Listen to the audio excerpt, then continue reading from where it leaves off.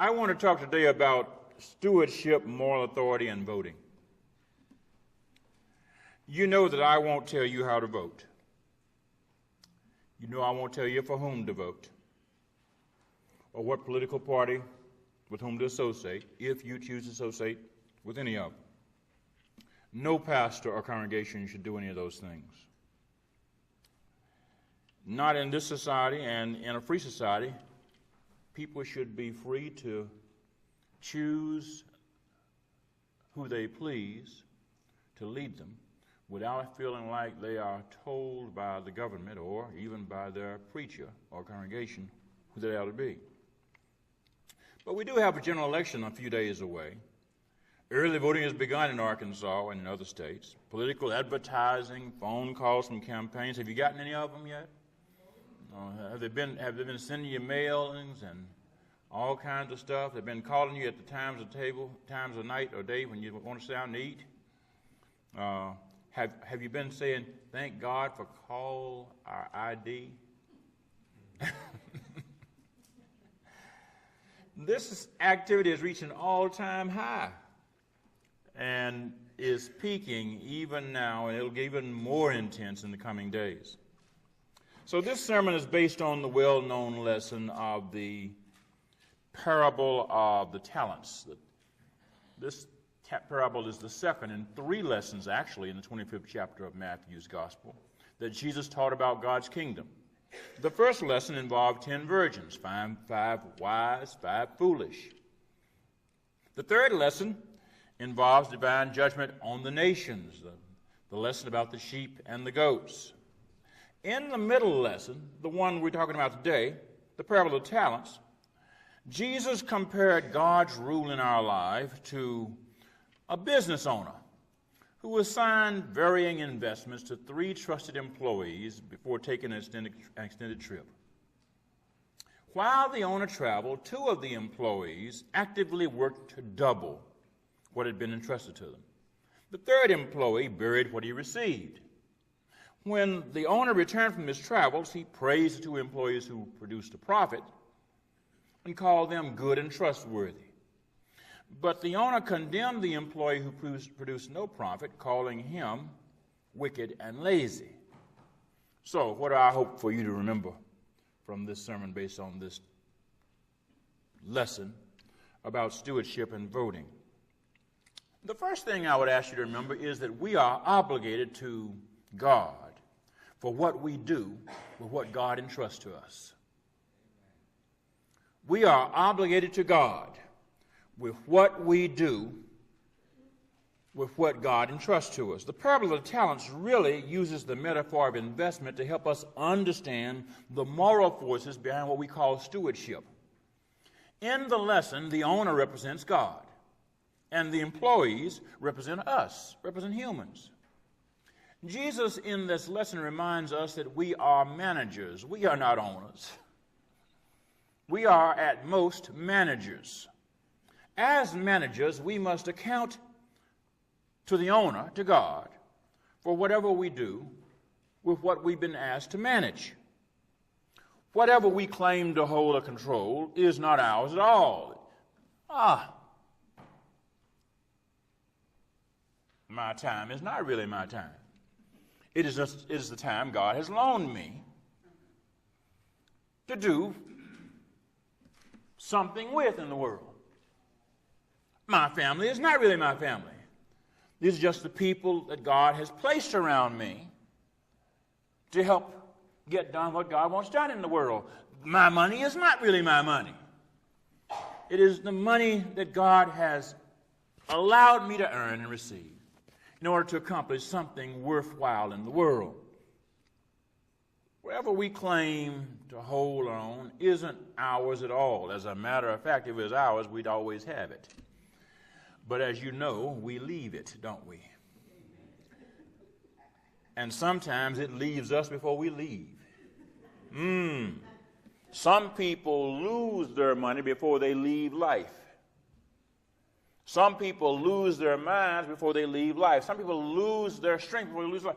We don't really hold on to anything. We are at best manages. Our time belongs to God. Our resources come from God. Our opportunities come from God. Our relationships are a trust to us from God. In other words, Jesus is trying to say God has an ownership stake in everything we claim to hold and everything we claim to own and everything we claim to control. And that means that God cares about how we live. After all, our lives are a trust from God. God cares whether we are compassionate or cruel because our conduct and the power we used to do stuff, whether it's compassionate or cruel stuff, comes from God. And so if I'm a cruel person, I am using the energy God has given me to do cruel things or to be cruel. I have been a cruel agent in the world with power God gave me. God cares whether we are careful or irresponsible. If I am irresponsible, I am using the opportunity God has given me to be irresponsible, careless, reckless even, foolish. God cares whether we are virtuous or vicious with our time, with our energies, with our resources. Everything we are and have is a trust from God. We sing it sometimes in a little word we sing after offertory. All things come of thee, O Lord, and are thine own have we given thee. The second thing I want you to remember is that political freedoms are among the resources we hold from God. In the United States, this idea is famously expressed in the following passage we learn in civics lessons in the Declaration of Independence. We hold these truths to be that all men are created and that they are endowed by their Creator with certain inalienable rights. Among these are life, liberty, and the pursuit of happiness, that to secure these rights, governments are instituted among men, deriving their just powers from the consent of the governed. The idea that humans have a God-given right to live as free people and that governments exist to safeguard the rights of life, liberty, and the pursuit of happiness is at the very core of American civics. It is also a distinctly moral idea. It is a distinctly moral idea. You understand, if everything we have comes from God, then life comes from God, then liberty comes from God, then the opportunity to pursue happiness comes from God, and therefore the right to live and the right to be free and the right to pursue happiness are God-given rights. It is not just a civics lesson, it is a morals lesson. It is an ethics lesson. It is true that racism and sexism and greed and notions of manifest destiny, cronyism and fear of strangers and hostility toward people based on religious and regional and language, ethnic, class, and other differences have contaminated our notions about what public policy ought to be in every generation since the United States came into being. We haven't lived up to our founding ideal, that's true. But that bitter history does not make the ideal less true. The idea of life comes from God. The idea of freedom comes from God. The idea that we have a right to pursue happiness comes from God. And all the things that have contaminated our exercise of those freedoms are really proof about how deep and how wide sin is in our national character and our personal character. It doesn't mean that God hasn't invested us with these rights. It just means that we have contaminated ourselves and our society in the exercise of them. What I'm trying to tell you is that every person and every generation has to decide how to exercise the God-given rights of life, liberty, and the pursuit of happiness in order to be good and trustworthy, to use Jesus' words in the lesson on talents, as opposed to wicked and lazy. when it comes to voting. I know you guys are going to get to voting eventually, didn't it? And so we have to begin thinking, just what does sound management of this vote look like? If we are managers of all that God has trusted us with, and the freedom to vote is part of what God has blessed us to enjoy as managers, what does sound management of the right to vote look like? Conversely, what does burying the talent look and act like? I'm glad you asked. First, let me tell you that good and trustworthy voting involves homework. Let me say that again. Good and trustworthy voting involves homework. We can't expect to be good managers of the political power God has entrusted to us if we won't learn about the issues that affect life and liberty and the pursuit of happiness. Learning involves actively looking for valid information that helps one make good choices. Now, wise people know better than to rely primarily on what a seller says about a product or a service in deciding whether to buy it. We all know that people who are selling stuff puff. They blow it up. They make it look sweeter than it is, better than it is.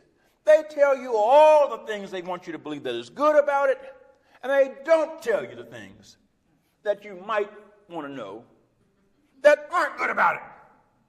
That happens whether you're buying a car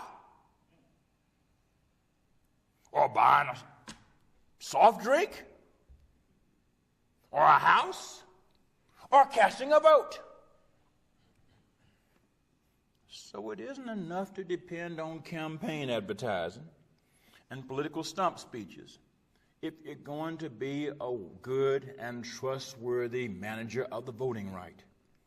Good and trustworthy voting requires homework. I know that people got turned off on homework in school, but homework is necessary if one is to be a good student and if one is to be a good and trustworthy voter. Well, preacher, what does homework mean? Thank you for asking. Doing homework means thinking beyond the slick ads we see on television, on the internet, here on the radio, and get in the mail. Understand that political advertising is about self-promotion of one's own campaign or candidacy and undermining confidence in the campaign or candidacy of somebody else. It isn't about truth. It's about selling. Doesn't mean you can't find some truth in it, but you have to parse through it. You have to shovel through some stuff in order to get to the truth. You have to cut away some stuff in order to get to the truth. Now, they don't tell you what stuff you got to cut away, and they don't give you a shovel. That's the homework. Good and trustworthy voting isn't based on what candidates and campaigns say about themselves or say about their opponents. It isn't based on the labels that campaigns and politicians throw around themselves or how they label their opponents. It's based on what we learn for ourselves. And so I'm saying to you that in order for us to exercise good stewardship with the moral authority God has given us in votes, we have to do the homework. And that requires us to think about what life, liberty, and the pursuit of happiness mean. We must also think about how life, liberty, and the pursuit of happiness can be spread to more people. You understand, we have not been called by God to live in a what's in it for me world. And I like to remind people that the first words of the Constitution are not, I the people. It's we the people. It's not what's in it for me, it's what can we do for us. Then we have to think about whether the political ideas and actions of individual candidates match our best thinking about what life, liberty, and the pursuit of happiness mean and how it can be enjoyed by more people. Let me give you an example of, it's just one example, of how we can make weird decisions based upon how we label things. We hear talk about being pro-life, pro-choice. And I sometimes cringe when I hear those questions because it isn't enough to vote for or against a candidate based on the label of being pro-life, as that term is used in the debate about abortion. Because most of us understand that most of life happens outside the womb.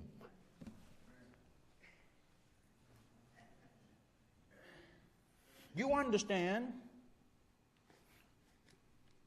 measles, education, employment, Social Security are post-womb life realities. And when you say I'm pro-life and you stop at the womb, you have cut off all of that stuff. That is life. I'm not saying that what happened before birth isn't life. I'm simply saying that's not all life is.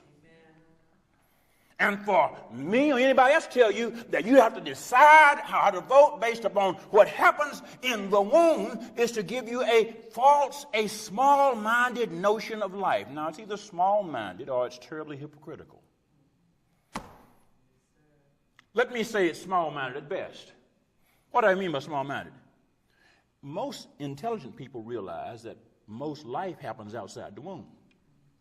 So it takes a very small mind to say that if you are pro-life, you are basing your decision on 9 months of gestation.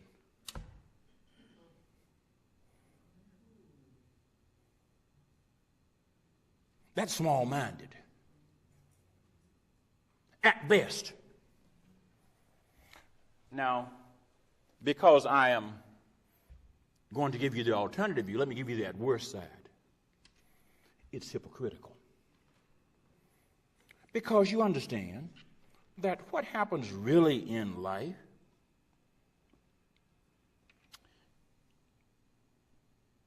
is as much about the life in Head Start as at the life at the start of pregnancy. The life that politicians claim they want to protect from conception is the same life that needs protection from unsafe foods, from dirty air, polluted water, and greedy business practices that produce contaminated food and pollution in our air and water and in the earth. So pro-life decision-making doesn't favor abolishing the Environmental Protection Service Agency. Pro-life decision-making doesn't mean you shut down the Food and Drug Administration. If you say you're pro-life and you don't want to give money to the government to have regulations on food and drugs, you can't be saying the same thing. Decide what you want to about what you think about when life begins and whether you are for or against a woman's right to choose. But please don't believe that saying the label pro-life answers anything. It doesn't. And it is my responsibility as a preacher of the gospel and as a leader of you as moral people to say to you, listen, you've got to do the homework. You've got to do the hard thinking about that. The life politicians talk about protecting from the womb is we're protecting from being destroyed by assault rifles. So anybody who tells you they're pro-life and pro-gun can't be telling you the truth. I'm pro-life as long as the woman's pregnant. But you can buy an assault rifle and kill the person. That doesn't make sense. People who claim to be pro-life but who don't hesitate to view military actions as a threat to life aren't pro-life at all. Wars are about killing. You don't win a war without killing folk. Killing folk is anti-life. If you are pro-war, you're not pro-life. One can't be pro-life without wanting safe and high-quality public education for every child. You can't be pro-life before somebody knows about ABCs and don't care about whether they know anything after they get born. How can you be pro-life and you want to cut funding for public education? Cut funding for public television, for crying out loud. Cut funding for the federal agency that oversees education. How can anyone be pro-life by denying subsistence benefits to unemployed workers who needed to pay for housing? You got to have housing to have a good life. You got to have food to have a good life. If you're out of work, you need to have money to buy food, don't you? How can you be pro-life and be anti-workers' benefits? You see, you can't just stick a label on something and say, I'm a pro-life voter, I'm a pro-gun voter, I'm a pro... You can't just do that. That's not doing homework. That's turning off your mind. That's burying your talent. You aren't pro-life if you don't want sick and injured people to have access to health care. I loved it the other year. I didn't really love it, but I loved it the other year when people were saying, keep your hands off my Medicare. Let's see.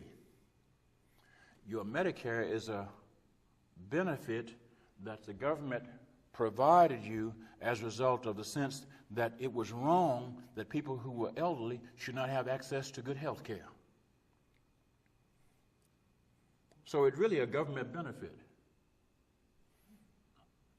The idea that people shouldn't be concerned about how we use that benefit is really not very smart. You're not pro-life if you want to risk the life of an expectant mother whose embryo is lodged in her fallopian tubes. That's an ectopic pregnancy. It's potentially fatal to the mother. I just used that one example, to show that the kind of homework that you and I have to do across the waterfront, if we are going to be good and trustworthy voting. Good and trustworthy voting requires the kind of thinking and homework that goes beyond what we read and hear on talk shows and on so-called news programs. I don't care what it is, Fox TV or MSNBC or anything else. You've got to go beyond the noise. It requires us to subject the noise to filters we set up that reflect our highest and our best notions of what life and liberty and the pursuit of happiness mean. And when we do so, we'll be able to cast good and trustworthy votes. Lastly, let me tell you that every voting decision and choice, including the decision and choice to not vote, is an act of moral authority. Every voting decision and choice, including the decision and choice to not vote, is an exercise of moral authority. Voting is political conduct, to be sure, but voting involves choices about what we consider important factors in good living.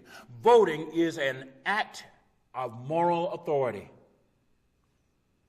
People vary their votes in many ways. One way people vary their votes is by violating the law and forfeiting their voting rights. You know, I'm going to engage in conduct that's unlawful and therefore jeopardize my right to vote. That's the kind of wicked and lazy behavior that Jesus condemned in the parable of the talents.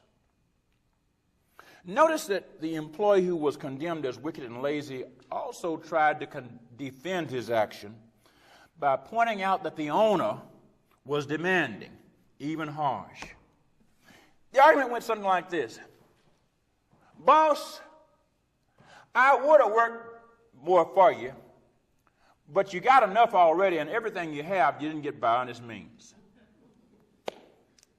And so I kept you from being more dishonest by burying your money. Here's your money. Actually, boss, you should be complimenting me because I protected you from your worst self. He claimed that by burying his employer's money, he was preventing the employer from obtaining an unjust benefit from it. You know what that sounds very much like? That sounds like people who defend their refusal to vote by saying that, look at the flaws in the political system. Oh, there's so many crooks, and there's so much noise, and there's so much confusion. I'm not going to vote because they all no good. Well, the moral problem with that thinking is that it accomplishes no good.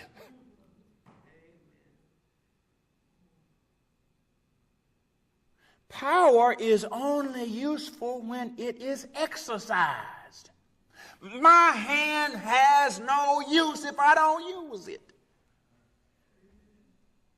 I'm right-handed. I have a right pocket. If I want something out of my right pocket and I will not use my right hand, what good is my right hand?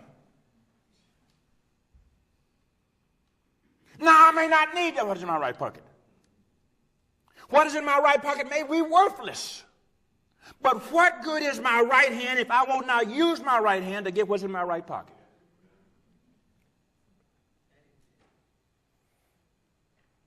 If we don't exercise our voting rights, we aren't cleaning up politics. Defending the decision to not vote by pointing to the flaws in the political system is burying the moral authority God has trusted us with. We can't clean up politics by not voting any more than you can clean up your house by staying in bed. I'm going to get my house clean, so I'm not going to get out of bed today. If I don't get out of bed, I won't get anything dirty.